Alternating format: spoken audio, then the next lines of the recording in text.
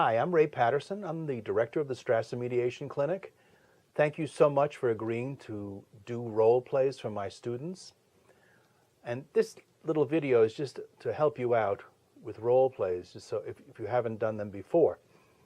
Some people are natural born actors and some people are not. So let me just tell you a little bit about how best to do the role.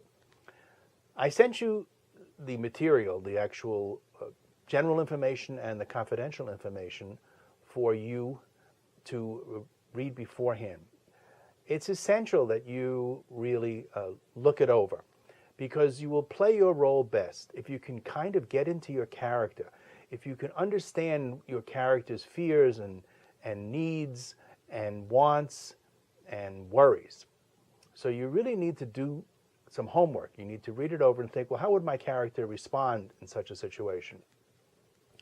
The other thing to remember is that the emotional tone that you give off is important in role plays. People have feelings, and it's feelings that drive usually all of the disputes that we see.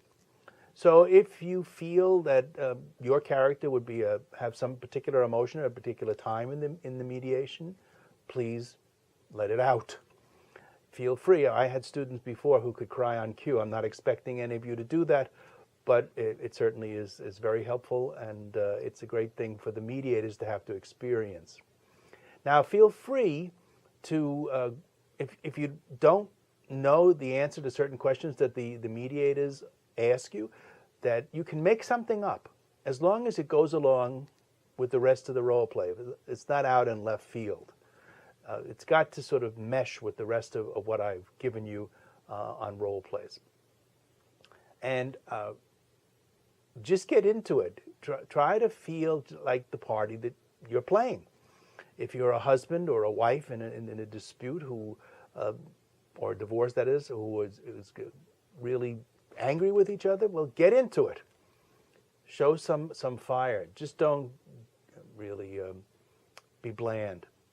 Another thing to keep in mind is that you don't do my students any favor if you give in too easily, either by making negotiation concessions or you give up information too easily. That doesn't help. You know, sometimes you might be willing to give up information in the joint session, that is to say, when everybody's working together, but other times you really need to have a good rapport developed with the mediator. So if the mediator has not developed the rapport, you're not going to give out all the information, especially the confidential information that you have about your character.